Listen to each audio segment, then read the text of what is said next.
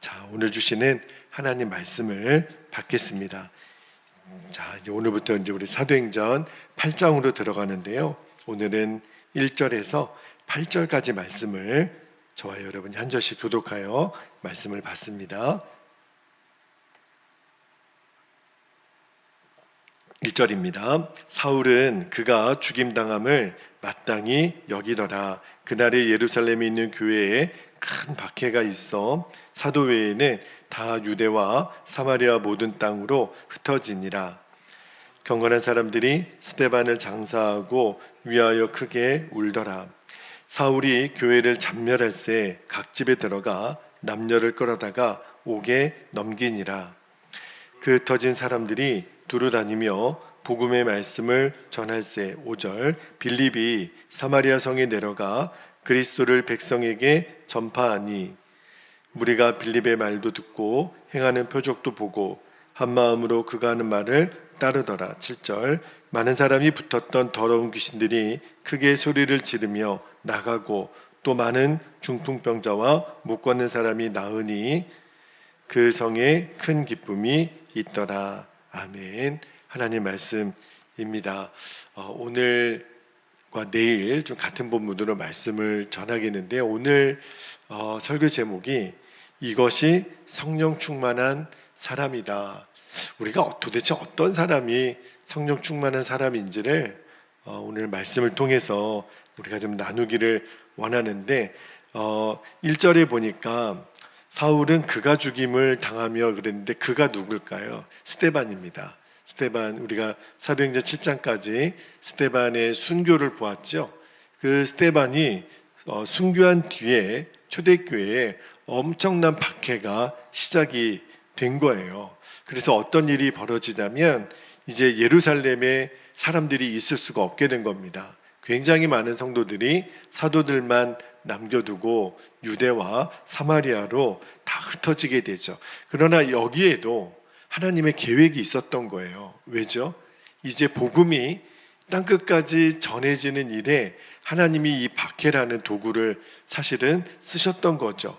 어쨌든 많은 이들은 유대와 사마리아로 흩어지고 미처 피신하지 못했던 이 예루살렘에 남아있던 성도들도 이 사울이 다 잡아다가 옥에 가둬버립니다. 그런데 저는 이 사도행전 8장을 여러 번 읽어봤거든요. 읽고 또 읽으면서 어떤 생각이 드냐면 어느 구절에도 제가 깜짝 놀랄 만한 사실을 하나 발견했는데 적어도 이 초대교회 성도들이 한 2만 명 정도는 당시 되었을 거라 이렇게 여러 번 말씀을 드렸잖아요. 그런데 이 중에서 단 한 사람도 예수님을 내가 모른다라고 부인했던 사람이 없었다는 거예요. 큰 박해가 있었는데 여러분, 제가 수요일날 그런 말씀을 드렸죠. 일제시대 때 얼마나 많은 사람들이 신사참배를 허용하고 또 배교했던 일이 있었는지 여러분, 죽음 앞에 얼마나 많은 사람들이 비겁해집니까? 그런데 초대교회에 그렇게 큰 박해가 있었는데 그 박해 때문에 예수님을 부인한 사람이 등장하지 않아요. 물론 기록을 안 했기 때문에 그렇게 제가 생각을 하지만 만약에 배교한 사람이 있었으면 예수님을 부인했던 사람이 있었으면 기록을 했을 거예요. 왜냐하면 여러분, 우리가 사도행전 이제 5장 이렇게 쭉 나눌 때 아나니아와 삽비라 얘기 나눴죠. 기억나시죠?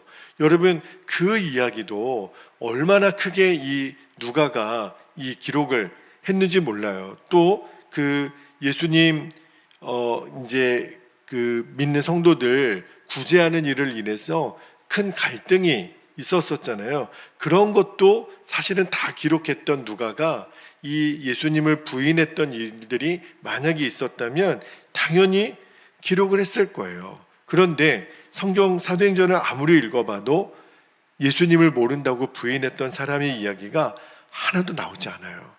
제가 그 부분을 주목해 보면서 이 일이 어떻게 가능하지? 어떻게 그 2만 명이 넘는 성도들 중에 단 한 명도 예수님을 모른다고 부인했던 사람이 없을 수 있을까? 여러분, 만약에 초대교회에 무서운 박해가 시작이 됐잖아요. 그러면 성도들의 반응은 한 세 가지 정도로 나눠질 거예요. 첫 번째는요, 이 박해가 너무 힘드니까 예루살렘을 떠나는 거죠. 그래서 실제로 많은 사람들이 예루살렘을 떠났어요. 근데 이 떠났다는 이야기는요, 단순히 이사 갔다라는 뜻이 아니에요. 내 믿음 때문에, 내 신앙 때문에 모든 것을 포기하는 거죠. 아마 이 예루살렘을 떠났던 사람들 중에는 이 예루살렘에 예수 믿지 않는 가족들도 있었겠죠. 부모도 있었을 거고 자녀도 있을 거고, 그죠? 그리고 떠나면서 뭐 집도 땅도 다 포기하는 거예요. 이사 가는 게 아니에요. 그냥 도망가는 거예요. 집을 팔 시간이 어디 있으며 땅을 팔 시간이 어디 있겠어요? 그러나 박해는 사람을 죽이는 일까지 벌어지니까 첫 번째 반응은 예루살렘을 떠나는 거죠. 두 번째 반응은 뭐가 있을까요? 예루살렘에 그냥 남아있는 사람이 있을 수 있죠. 자, 그런데 3절 말씀을 한번 볼게요. 3절에 보면 사울이 교회를 잠멸할 때 각 집에 들어가 남녀를 끌어다가 옥에 넘기니라. 이 사울이라는 사람이 바울이 되기 전에는 얼마나 잔혹한 사람인지 뭐 남녀노소를 불문하고 있는 대로 예수 믿는 사람들을 잡아다가 다 옥에 넘겼다는 거예요. 자, 여기 예루살렘에 남아있는 사람들은 미처 피신하지 못했던 사람들이겠죠. 주로 병들었거나 나이가 많거나 여자나 아이들이나 이런 사람들만 남았을 거라고요. 그런데 그들조차도 사울에 의해서 다 감옥으로 들어갈 수밖에 없었죠. 그리고 마지막 하나, 무서운 박해가 있을 때 이제 예루살렘에 있는 사람들이 선택할 수 있는 마지막 방법은 뭘까요? 예수님을 부인하는 거죠. 눈 한번 딱 감고 나 예수 모른다, 나 예수 안 믿는다, 그러면 이제 박해는 안 받을 수 있을 거예요. 가장 편한 방법이 있을 겁니다. 예수님 부인하면 옥에 갈 일도 없고 또 뭐 가족을 떠날 일도 없고 고향을 떠날 일도 없고 내 땅, 내 집 다 내가 가질 수 있고 또 설령 양심에 좀 찔림이 있다면 지금은 일단 모른다고 하고 나중에 또 상황 봐서 또 회개하고 또 예수 믿는다고 하면 되지.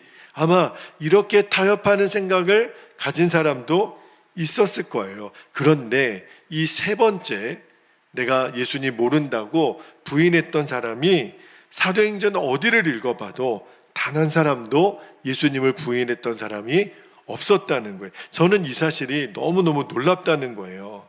사도행전을 새벽마다 읽고 나누자, 한 2달 전부터 사도행전을 우리가 읽고 있는데, 제가 처음에는 이 사도행전을 새벽에 좀 읽어야겠다라고 생각했던 동기는, 하나님, 우리 사도행전에 임했던, 초대교회에 임했던 그 강력한 성령의 역사가 우리 베델교회에도 좀 임해서 더 강력한 구원과 또 부흥의 역사가 나타나게 해주십시오, 그런 기대하는 마음으로 성경을 읽기 시작했거든요. 그런데 제가 사도행전을 쭉 읽어가면서 하나님이 이전에는 보지 못했던 눈을 계속 열어주시는데, 그게 뭐냐면 진짜 성령 충만한 게 뭐냐는 거예요. 저는 이제까지 성령 충만한 것을 생각하면 어떤 능력의 여부에 많이 초점이 있었거든요. 예를 들어 사도행전 3장에 나오는 나면서 그 걷지 못했던 사람을 베드로와 요한이 예수님의 이름으로 일으켜 세우잖아요. 만약에 제가 우리 교회에 어떤 병든 사람이 왔을 때, 예를 들어 목발을 짚고 있는 사람들에게 안수하여 기도해서 정말 벌떡 일어난다든지, 막 앞을 못 보는 사람이 눈을 뜬다든지, 그러면은 익산에 엄청나게 많은 사람들이 교회에 몰려오지 않겠어요, 그죠? 그래서 처음에는 너무너무 어린아이 같이 하나님, 저에게도 그런 능력이 있으면 좋겠다고 실제로 기도했던 적이 있어요. 그리고 막 병든 사람 고침받고 귀신이 떠나가고, 그리고 여러분, 베드로가 옥에 갇혔을 때도 천사가 그 보초들이 인기척도 모르게 몰래 베드로를 꺼내잖아요. 이 모든 것들이 다 정말 성령이 아니고서는 설명할 수 없는 기적과 같은 일들이잖아요. 저는 그런 데 관심이 많았어요. 그리고 그게 진짜 기적이라고 생각을 했죠. 그런데 말씀을 읽다가 그런 눈에 보이는 권능이나 어떤 눈에 보이는 현상이 진짜 우리가 구해야 될 기적이 아니라, 여러분 어제 우리가 이제 사도행전 6장 7장에 스데반 집사님의 이야기를 쭉 나눴잖아요. 진짜 성령 충만하면 나타나는 역사가 뭐냐면 내 생명까지도 주님께 맡기는 사람, 그리고 나를 죽이려고 돌을 던지는 사람을 위해서, 그들을 위해서 용서의 기도를 해주는 거. 성령 충만하니까 어떤 상황에서도 내 마음이 평안한 거. 저는 이것이 진짜 기적이라는 것을 알았고, 이것이 진짜 성령 충만의 열매라는 것을 알았어요. 정말 놀랍죠? 여러분, 성령 충만한 사람의 모습이 바로 이런 사람이에요. 2만 명이 넘는 사람, 초대교회 성도들 중에 단 한 사람도 예수님을 부인한 사람이 없다라는 거. 그죠? 그들은 어떠한 대가지불을 치르더라도 예수님 때문에 고향을 떠나고 감옥에 가고 심지어는 죽기도 하고, 그런데도 예수님 모른다고 부인한 사람이 없었어요. 여러분, 이게 진짜 기적이 아닐까요? 어떻게 이 많은 사람들이 예수님 믿는 믿음 때문에 그들은 끝까지 그 믿음의 길을 걸어갈 수 있었을까? 사도행전 1장 8절에 예수님이 승천하시면서 제자들에게 하신 말씀, 여러분 기억나시죠? 제가 다시 한번 읽어드릴게요. 오직 성령이 너희에게 임하시면 너희가 권능을 받고 예루살렘과 온 유대와 사마리아와 땅끝까지 이르러 내 증인이 되리라, 이렇게 말씀하셨잖아요. 저는 아까도 말씀드린 것처럼 성령의 권능 그러면 병도 고치고 귀신도 쫓아내고 그런 쪽으로만 생각했었다 그랬죠. 아주 틀린 말은 아니에요. 실제로 성령의 권능의 역사 중에 이 치유와 또 병 고침과 또 귀신을 쫓아내는 능력이 있죠. 그러니까 이 백성의 지도자들, 또 제사장들, 백성의 장로들이 제자들에게 예수의 이름으로 제발 좀 가르치지도 말고 말하지도 말라고 협박했을 때, 자, 사도행전 4장에서 우리가 보았던 말씀인데 4장 29절 30절에 한번 볼게요. 29절에 주여 이제도 그들의 위협함을 굽어보시옵고 또 종들로 하여금 담대히 하나님의 말씀을 전하게 하여 주시오며, 30절 보세요. 손을 내밀어 병을 낫게 하시옵고 표적과 기사가 거룩한 종 예수의 이름으로 이루어지게 하옵소서. 그렇게 기도했어요. 자, 그런데 이렇게 병 고치고 귀신을 내어 쫓는 것만 성령의 권능의 전부가 아니라는 거예요. 그죠? 그러면 성령 충만의 진짜 알맹이 핵심을 놓치는 거라고 말씀을 드립니다. 여러분, 정말 성령의 충만의 알맹이가 뭐냐면 바로 예수님 그분으로 충만해지는 거예요. 여기에 바로 성령 충만의 핵심이 있는 겁니다. 내 마음이 예수님의 마음으로 충만해지는 것. 그러면 내 입에서 선포되는 모든 것이 예수님의 말씀이 되는 거예요. 내 손, 내 발을 통해 예수님의 사랑이 나타나고 예수님의 능력이 나타나는 겁니다. 그러니까 외적인 현상이나 능력보다 더 중요한 게 내 마음이에요. 내가 얼마만큼 예수님이 내 마음을 차지하고 있는가, 내가 얼마나 예수님을 사랑하고 있는가, 그게 성령 충만의 이제는 측정하는 가장 중요한 이 핵심입니다. 저는 이제까지 성령 충만을 굉장히 오해했었더라고요. 말씀을 읽으면 읽을수록 진짜 성령의 충만함은 그의 마음에 예수님으로 가득 차고 그의 마음에 예수님을 사랑하는 마음이 넘치는 거예요. 여러분, 스데반이 돌에 맞아 죽어가면서 살려달라고 기도하지 않았죠.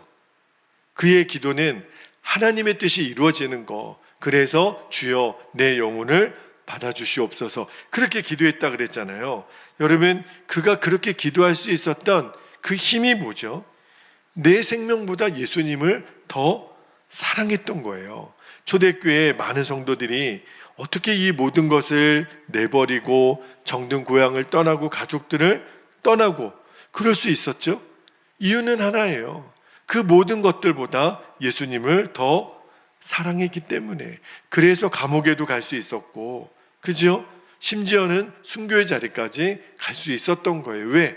내가 내 안에 계신 예수님을 더 사랑하니까. 여러분, 이게 성령 충만함입니다. 도대체 누가 성령 충만한 사람일까? 내 안에 예수님의 영으로 충만한 거예요. 예수님 그분을 너무너무 사랑하기 때문에 내가 어떠한 대가지불도 할 수 있는 거. 오늘 사랑하는 청년들이, 매화교회 청년들이 우리 교회를 방문합니다. 이 더위에 그 시간을 내고 재정을 내서 뭐가 아쉬워서 이 먼 곳 익산까지 내려옵니까? 그들 안에 있는 예수님 사랑이에요. 그 견딜 수 없는 우리의 젊음과 이 시간을 저 익산에 우리 베들교회에 가서 벽화도 그리고 페인트도 하고 노방전도도 하고 같이 모여 예배하고 우리 베들교회 성도들을 위하여 중보하고 이 땅의 부흥을 위하여 기도하기 위하여 우리 청년들이 옵니다. 그 청년들을 이끄는 힘이 뭐죠? 그저 저를 아는 어떤 목사님의 그런 권면이 아닌 거예요. 그들 안에 있는 성령의 역사심이죠. 그들 안에 있는 그 예수님을 향한 뜨거운 사랑 때문에 그 걸음을 인도해 주시는 거예요. 예수님의 증인이 되게 하시는 거예요. 이게 바로 성령의 내적인 권능입니다. 여러분, 누가복음 14장 26절 27절에 보면 예수님이 제자들에게 이렇게 말씀하시죠. 무릇 내게 오는 자가 자기 부모와 처자와 형제와 자매와 더욱이 자기 목숨까지 미워하지 아니하면 능히 내 제자가 되지 못하고, 27절에 누구든지 자기 십자가를 지고 나를 따르지 않는 자도 능히 내 제자가 되지 못하리라 하셨느니라. 여러분, 이 말씀을 많은 사람들이 오해합니다. 야, 예수 믿으면 형제도 없고 부모도 없고 가정도 지키지 못하고 엉망으로 살라는 말씀이구나. 절대 그렇지 않아요. 이 말씀은요, 여러분, 율법으로 지킬 수 있는 말씀이 아닙니다. 내가 어떤 힘과 노력으로 지킬 수 있는 말씀이 아닌 거예요. 이 말씀은 오직 예수님을 사랑하는 그 힘으로만 가능합니다. 여러분, 예수님을 자기 부모, 처자, 형제, 자매보다 어떻게 더 사랑할 수 있지요? 여러분, 이거는요, 예수님 그분을 진짜 내 생명보다 더 사랑하는 사람만 그렇게 할 수 있는 거예요. 여러분, 예수님이 죄인된 우리를 위하여 십자가에서 죽으신 그 사랑을 세상 사람들은요, 이해를 못해요. 하물며 자기 부모, 처자, 형제, 재물, 자기 목숨보다도 예수님 더 사랑한다라고 말하면 세상 사람들이 이해를 못합니다. 야, 이 기독교인들은 부모 자식도 없나 봐, 자기 삶도 없나 봐. 여러분, 오히려 우리를 미쳤다고 손가락질할 거예요. 그죠? 근데 정말 성경이 말하고자 하는 핵심이 뭐죠? 사랑입니다. 예수님을 사랑하면 이 모든 것을 뛰어넘는 거예요. 여러분, 이 사랑은요, 우리의 상식을 뛰어넘고 이성을 뛰어넘습니다. 사람이 할 수 있는 사랑이 아니라는 거예요. 오직 내 안에 계신 성령님이 우리 마음을 주장하실 때, 성령께서 예수님의 마음을 우리 안에 부어주실 때 가능한 사랑입니다. 이것을 우리가 진짜 누려야 하는 성령 충만이에요. 우리가 여기까지 한번 가보자는 거예요. 우리가 초대교회 사도행전 말씀을 읽으면서 그냥 이 역사가 우리에게도 좀 있었으면 좋겠다. 이제 한 걸음 더 나아가서 진짜 우리가 예수님의 마음으로 충만해지는 거예요. 그리고 예수님을 너무너무 사랑하기 때문에 어떠한 대가지불도 우리가 능히 감당하고 진짜 하나님의 영광이 무엇인지를 드러내는 저와 여러분이 되시기를 축복합니다. 그리고 오늘부터 2박 3일 동안 우리 교회를 방문하게 되는 14명의 우리 매화교회 청년들을 위해서 여러분 꼭 기도해 주세요. 그래서 정말 이들이 걷고 밟고 그들의 눈과 손길이 닿는 모든 곳에 하나님의 역사가 나타나기를. 우리 교회 앞에 이제 페인트 작업을 하고 예쁜 벽화를 그릴 거예요. 이 남중동에 있는 우리 동네 주변에 있는 교회 주변에 있는 많은 사람들이 그 벽화를 보고 다 예수님께로 돌아오는 역사가 일어나기를 주님이 반드시 그렇게 행하실 줄 믿습니다. 그래서 이 교회 주변에 정말 예수 믿는 하나님의 나라가 정말 이 땅에 하나님의 도성이 임하는 일에 이번 선교팀의 그 걸음을 주님 써주시옵소서. 그렇게 우리가 강력하게 기도하고, 특별히 날씨도 하나님께서 주관하셔서 정말 그림 그리고 할 때 비가 오면 안 되니까 하나님 또 좋은 날씨, 너무 덥지도 않게 하나님 모든 일정을 인도하여 주시도록 여러분 꼭 기도해 주시기를 바랍니다. 자, 이제 두 가지 기도 제목을 우리가 붙잡고 기도하기를 원하는데요. 첫 번째입니다. 예수님을 부인했던 단 한 명의 사람도 없었던 이 초대교회의 강력한 성령의 충만함이 우리 베델교회와 성도들에게 임하게 하옵소서. 두 번째, 진정한 성령의 충만함은 어떤 외적인 능력뿐만 아니라 예수님을 향한 뜨거운 사랑의 열매라는 것을 우리가 잊지 않게 되기를, 주님, 내 안에 예수 사랑으로 충만하게 하옵소서. 예수님의 마음으로 충만하게 하옵소서. 예수님을 더 사랑하게 하옵소서. 그렇게 우리가 기도할 수 있기를 바랍니다. 이 시간 주님의 이름을 간절히 부르신 후에 통성으로 기도하겠습니다. 주여